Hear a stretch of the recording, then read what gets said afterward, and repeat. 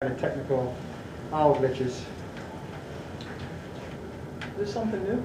Yeah, it's a camera that pans as people talk, so you can see who's talking. Oh my goodness. Oh, that's nice. That's gonna be, okay, I might have When to are we actually gonna go let and us know watch that? them. Wait, Straight what? I'm just tonight. noticed, and I This surprised I is didn't the fall camera over when I was that walking out scans there. You know, it's called an This? owl. I like this. Is that what Is you're that doing? new? By accident. It turns around. Okay. You sticking it in there. It looks Right, good, That right? looks good. Add this to So our, be very, very quiet unless you want to be seen. No, we can't take or her, that. yeah, right. Actually, it'd be As long as you're super not cool. snoring. And also, we're Yeah. gonna, so instead of trying to have people see that on the screen, we're gonna project whatever. He's gonna have a version of that and project on the screen, so people watching it, they see the, actually see the agenda Yeah. and then see the other thing. So that's our test tonight to see how magical that's gonna work. Right, Wade? So we're going live now. Okay, That means it's looking at us right now. Oh, we're live now. You go, go ahead, Nancy, you wanna start? Here's us. Look at you. You good?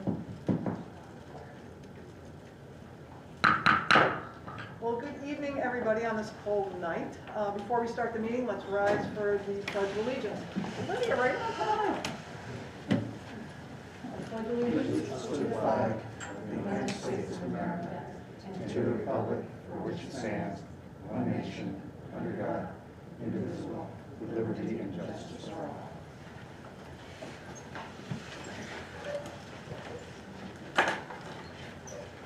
So as we know, appropriate COVID masks are required for attendance, if anybody is in attendance in this room, at the Board of Education meetings physically.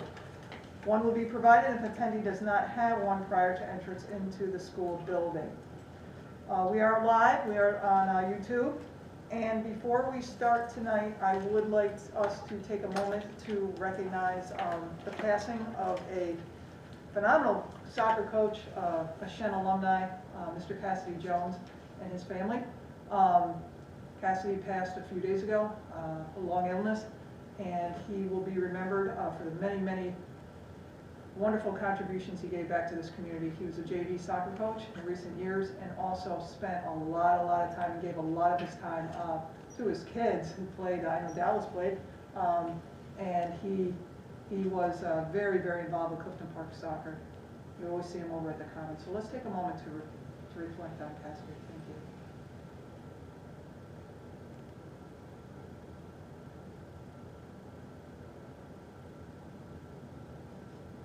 Thank you so much. Okay. There are no public comments. This is a study session tonight. Study session meetings are designed for the purpose of having administrative updates to the Board of Education. Residents may attend the next scheduled business meeting on February 1st, which is next week, 2022, and/or contact the board via email at boe@shenschools.org with any comments or questions. All questions come into the Office of Public Information Officer and are shared with the board and/or superintendent as appropriate. Policy questions, concerns are typically addressed by the board president. Operational questions, concerns are typically addressed by the superintendent and/or designee. So, Dr. Robinson, I'm actually going to flip it over to you tonight. Yeah, we need to adopt an agenda. Oh, I do, don't I? Why bother? All right. Can I have a motion to adopt an agenda? Todd is first, Justice second. All in favor? Okay, thank you. I'll let you roll. Thank you very much, Mrs. Stevenson. So, obviously, we see have some presentations on the agenda. However, I just want to spend a couple minutes to talk about what transpired in literally in the last about 24 hours, because I think it was about this time last night when I received a text from Lindsay, our public information officer, saying, "Did you see this?" And that this was the Nassau County Court ruling related to masking, and needless to say, it created a tremendous tailspin of conversations, of chatter, of assumptions across the state, certainly throughout the Shannon School District. So a lot of our time last night was trying to understand what their ruling was about and the implications for us as a school district coming this morning for school. It was recognized that as a school district, we still have the responsibility to follow the prescription from the State Education Department.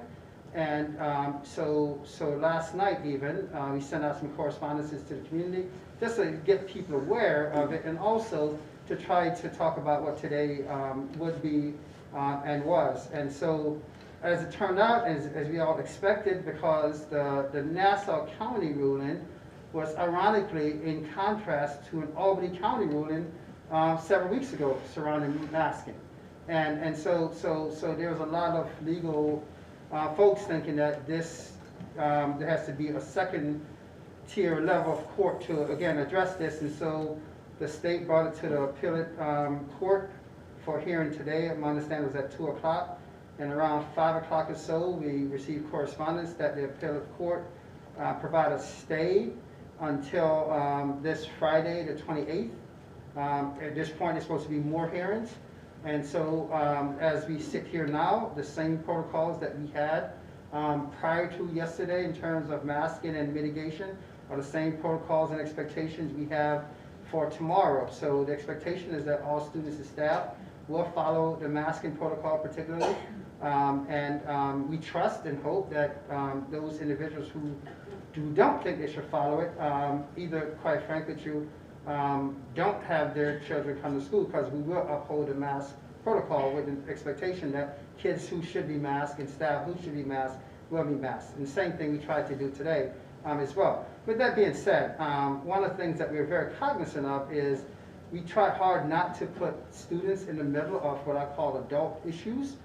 And so as much as we can try to minimize that situation for our students, we certainly will. So some point tonight, probably after this board meeting, a correspondence will be going out to the community again, talking about the appellate decision and what it means, for at least for the rest of this week, in terms of the mask mandate and the same protocols we've had before. We'll continue certainly for the rest of this week. We'll see what the weekend brings in terms of what does the hearing on Friday means and what's going to transpire from that. So the common expectation in the legal circle is that there'll probably be multiple hearings on this issue as we move forward.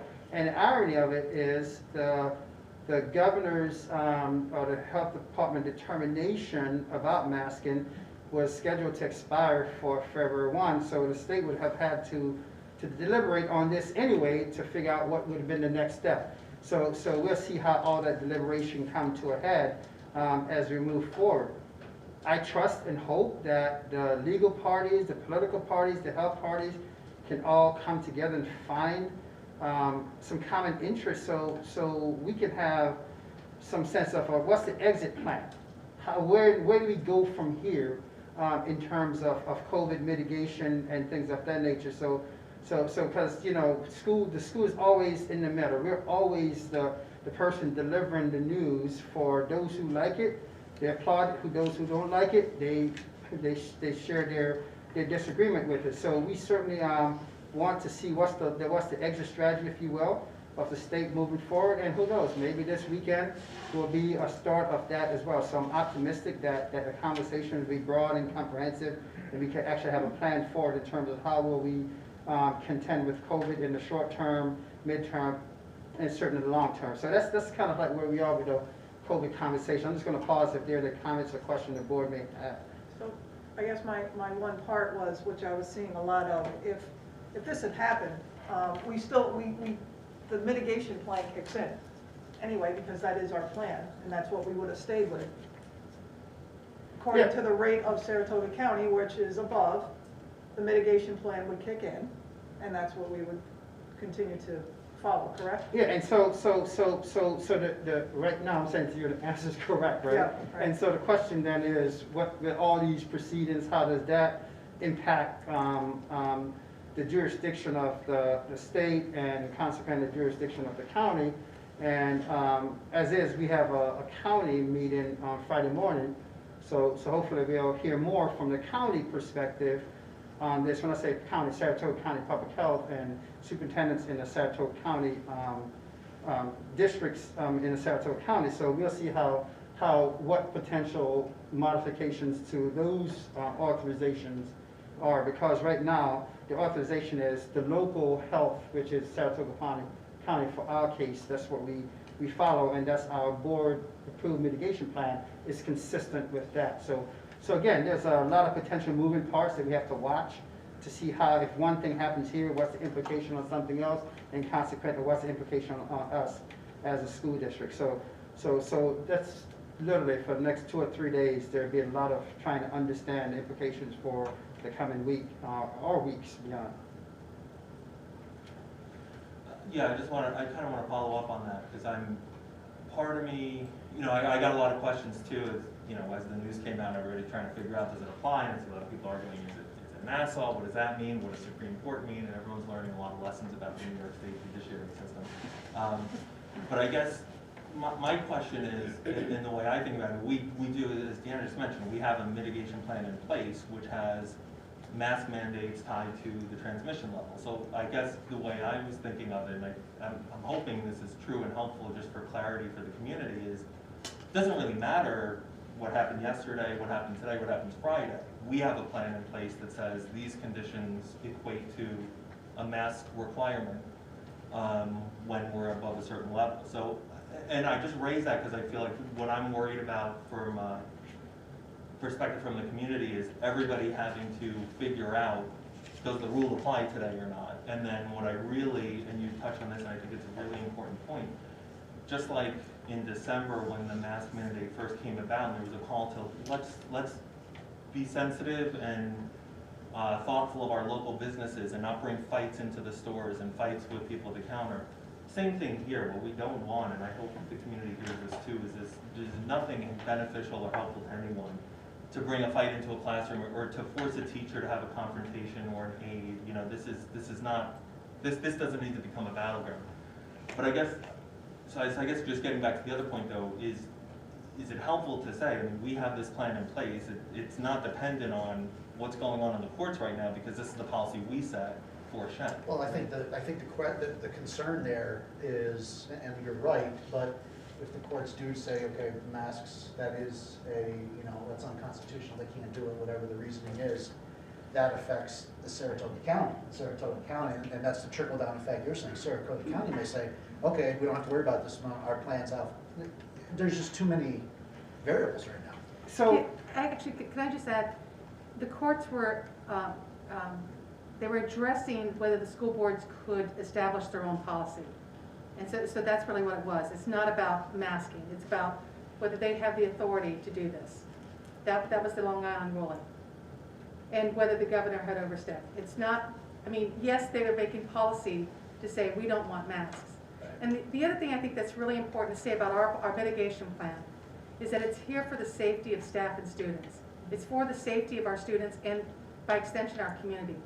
So we do have something that we've approved as a board that's put in place that's in sync with Saratoga County's guidance, in sync with the CDC guidance as far as transmission. So we have something, but I just wanted to comment on that ruling. And I don't disagree with you, but again, it comes back to, I think what's going to happen is what you said, is that the county could potentially be making changes to their policy after they hear what happens down there. It could be a trickle-down effect. We don't know what's going to happen. We really don't. yeah. And that's correct. The devil, it's a proverbial, the devil's in the details, and we'll see what those details hold. Be it if the hearing actually occurs on Friday, or otherwise we'll watch those details closely and try to communicate factual and actual information and not suppositions to the community. And sometimes, because of trying to do that, we're not necessarily the first out, because sometimes things are reported and it's not necessarily complete information or detailed, nuanced enough information for people to appreciate the differences of how things may translate. So we'll look at that piece as we move forward. So, trying to transform a challenge into an opportunity, I think this is that challenge, that there's a potential opportunity to have a true comprehensive conversation as a state in terms of what is truly our COVID plan moving forward, so people could have some sense of what's real, what's not real, what's to expect, what not to expect. So we'll see. Again, there's a lot of suppositions at place. I think, I'm looking at a few faces around the table. I think the concern is that priority is safety for the students and the staff, and what we have is that safety right now. So I think, even I as you've done all the way through 2 years now, when this has happened, there's been consensus among everybody what is the best route to take in order to keep everybody safe. So I just, it's conjecture at this point, and, I don't want people walking away from the table saying that, we're gonna abandon what we're doing.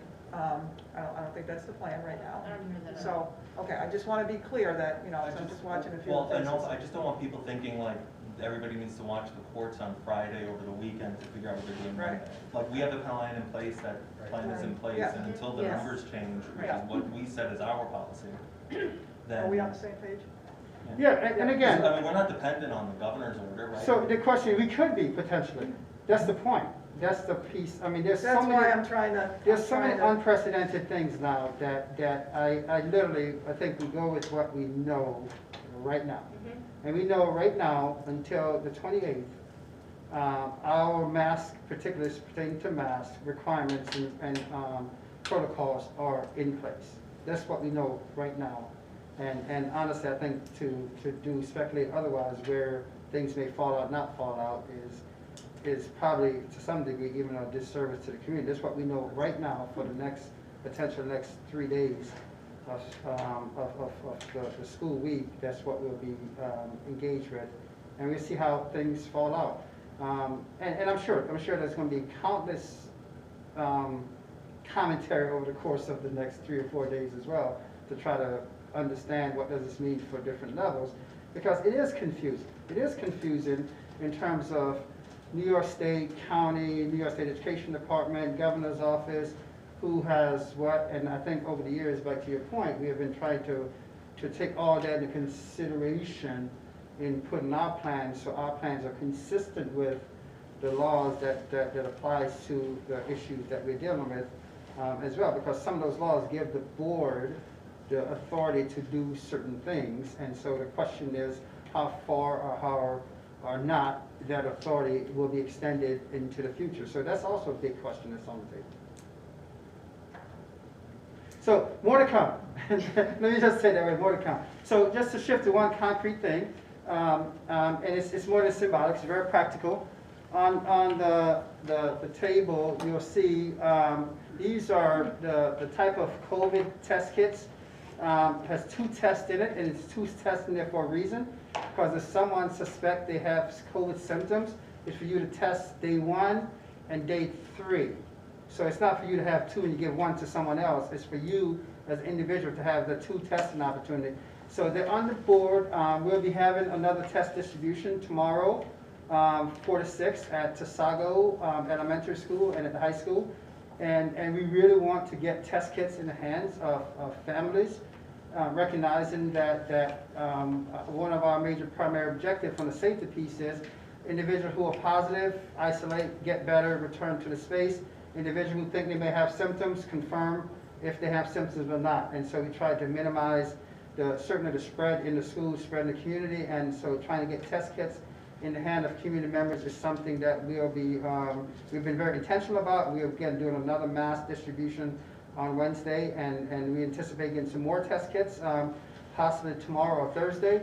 And so probably next week, we're probably doing another distribution of test kits again to get them in the hands of our families as a way empowering them so they can be a part of the ongoing solution as we all try to move from pandemic to endemic to some point, something that we all read about in the annals of history. So I just really want to share that, and kudos to all the nurses and Rebecca Carmen and all our staff who are going to volunteer to stand in the cold tomorrow. It's something worthwhile doing, so we're looking forward to doing that as well. So I'm going to shift to the presentations. So tonight we have several presentations on the agenda, and the first one is the reason why it's not attached to the agenda document, because as you'll see in a minute, it's a little bit hard to see even now. It's a working document that we created before Dr. Wood goes to talk. This is basically all the federal funds, corona-related funds that the district received, Shenendehowa received. A lot of federal dollars injected into school systems across the country. And so what we came up with was a methodology to, one, identify best use of dollars based upon, in some cases, some categories where the Fed said we need to spend it on these things. And two, then, a very comprehensive tracking model in terms of how we're tracking those dollars. And so it might be a little bit hard to see, but if you see across the bottom, you have different tabs. And so trying to attach this document is pretty comprehensive. So these are all the different funding sources, if you will, that we'll be addressing as a system as well. So I'm just going to go to the first one and have Dr. Wood kind of give you. So the intent is not to walk through every detail of this tonight with the board. The intent is more so to give the board some sense of how we're tracking it, what are some of the big categories such as summer program, after-school program, learning loss initiative, those kind of things as well. So Elizabeth, let me go back to the first one and then you can go from there. So there are really 3 main grant areas, and one of the grants has 3 sub-grants to it. So they're kind of crazy acronyms, but ESSER, GEAR, and ARPA. And ESSER stands for the Elementary and Secondary School Emergency Relief Fund, and it's really about responding